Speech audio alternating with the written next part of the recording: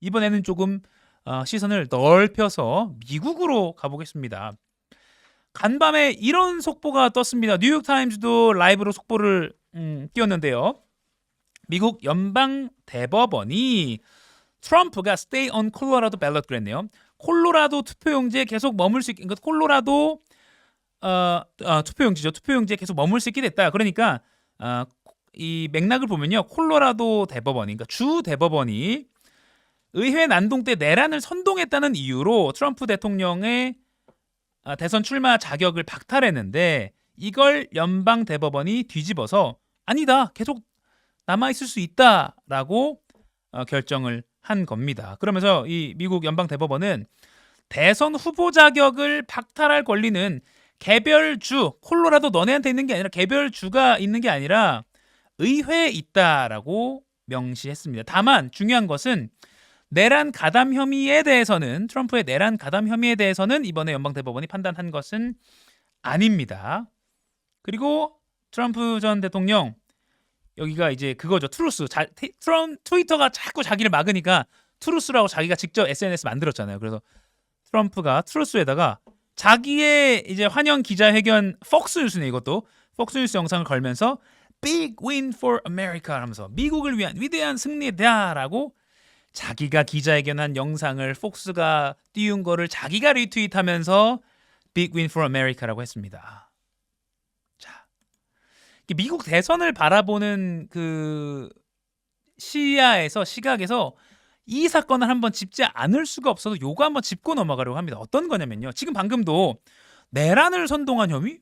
트럼프가 무슨 내란 전두환입니까? 아무튼 어떤 거냐면요, 바로 요 사건입니다. 2021년 1월 6일, 요게 미국에선 진짜 큰 사건이에요. 16 의사당 난입 사태라고 하면서 뭐만 있으면 요게 미국에서는 정말 많이 나옵니다. 예, 뭐냐면 미국 민주주의에서의 정말 큰 오점이라고까지 하면서 나중에 교과서에 나올 정도일 것 같습니다. 미국 교과서에. 2021년 1월 6일 이때가 어떤 상황이었냐면요, 이제 바이든이 다음 대통령으로 이미 이제 결정이 된 상황이고, 트럼프가 이제 그런데 그 의회 가까운 데서 사실상 난 인정 못해, 막 부정선거야라는 식으로 지지자들 앞에서 회견을 하죠. 그러니까 무대에서 연설을 합니다. 그러자 그게 연설한 게 11시거든요. 오전에 낮 1시쯤에 이제 흥분한 거예요. 이제 막 트럼프 대통령 지지자들 흥분해가지고 의회로 가자라고 하면서 의회를 이렇게 막 갑자기 그 트럼프 대통령의 연설을 보던 사람들이 막 이제 의회로 발걸음을 옮기는 겁니다. 그러면서 엄청난 일이 벌어집니다. 바로 이겁니다. 16 의사당 난입 사태. 막 문 막아 놓으니까 무슨 거의 무슨 쿠데타처럼 사람들이 그냥 막 들어갑니다. 막 담을 넘고 들어가고요. 이거 정말 충격적인 사진이죠. 상원 의장석에 이렇게 난입해서 앉습니다. 이렇게. 그리고 막 의원들은 막 어디 숨고요. 막. 그리고 미국은 이제 총기가 있으니까 총을 들고 있는 사람들은 막 총도 쏘는 소리가 들리고요. 바로 요 연설이었습니다.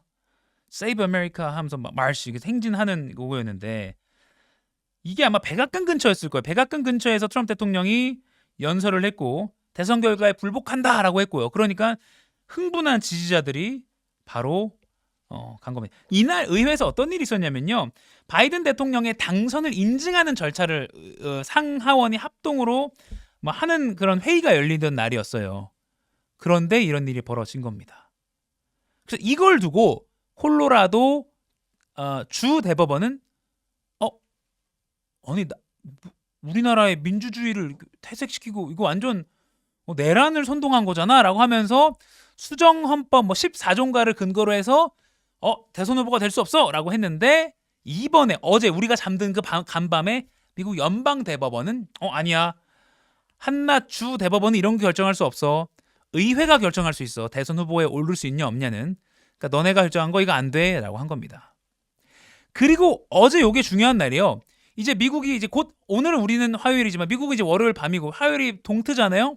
그러면 이제 슈퍼 화요일이라고 해서 민주당, 공화당 할 것 없이 많은 주에서 경선이 열리고, 여기서 결정되면 이제 대세로 굳어지는 겁니다. 물론 미국 공화당은 이미 트럼프로 굳어졌지만요. 아무튼 슈퍼 화요일 하루 앞두고 트럼프로서는 가장 큰 장애물이었던 이 콜로라도주 대법원의 결정 내가 여기 투표용지 못 올라?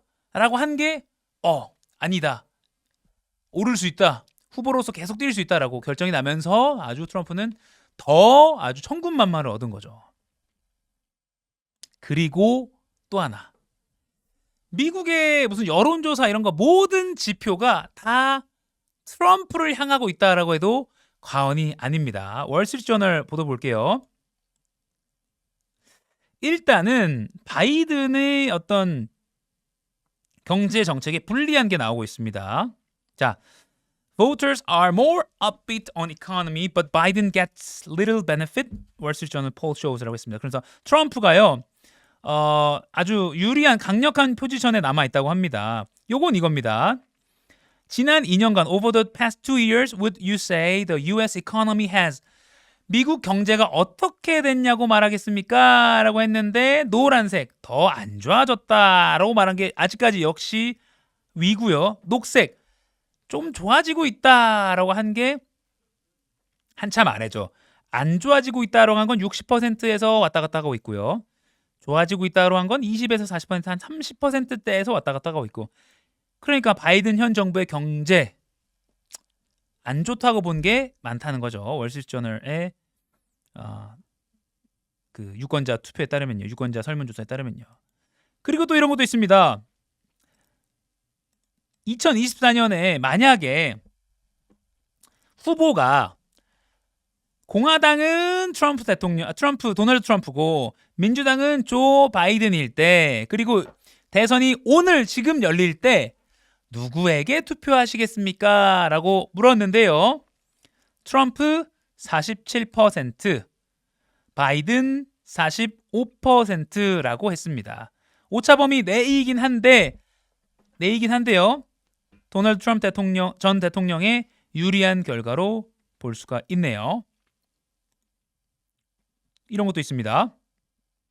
그러면 후보를 두 사람으로 좁히지 않고 다른 사람까지 다 했을 때 제3지대까지 했을 때 도 역시 이번에는 트럼프 40%, 바이든 35%. 이때는 더 커졌네요.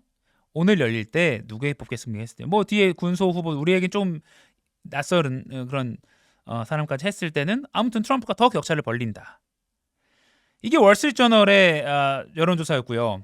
뉴욕타임즈도 시에나 대학교와 한 설문조사에서 이런 게 있습니다. 자, 똑같습니다. 2024 대선이 오늘 열릴 때 누구에게 표를 던지겠습니까?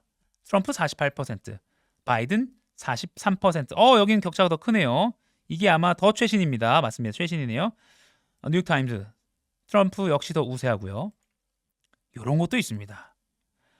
Majority of Biden's voters now say he is too old to be effective. 그랬습니다. 2020년에 바이든에게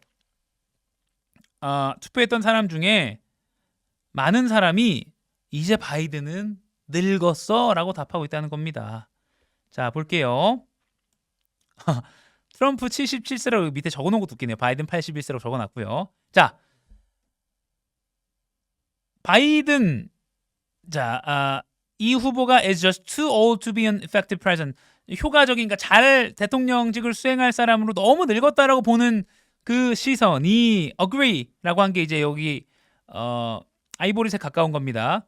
아주 강하게 agree한 거, 트럼프 늙었다라고 아주 강력하게 말한 게 21%. 어느 정도다 하고 21%. 그러니까 한 42%가 트럼프가 나이가 들었다라고 너무 늙었다 대통령직을 수행하기엔 이렇게 말했는데 바이든 볼게요. 바이든은 강력하게 그렇게 말한 게 47%. 어느 정도 그렇다고 26%. 합치면 73%인가요? 47 더하기 26은 73 맞죠? 네.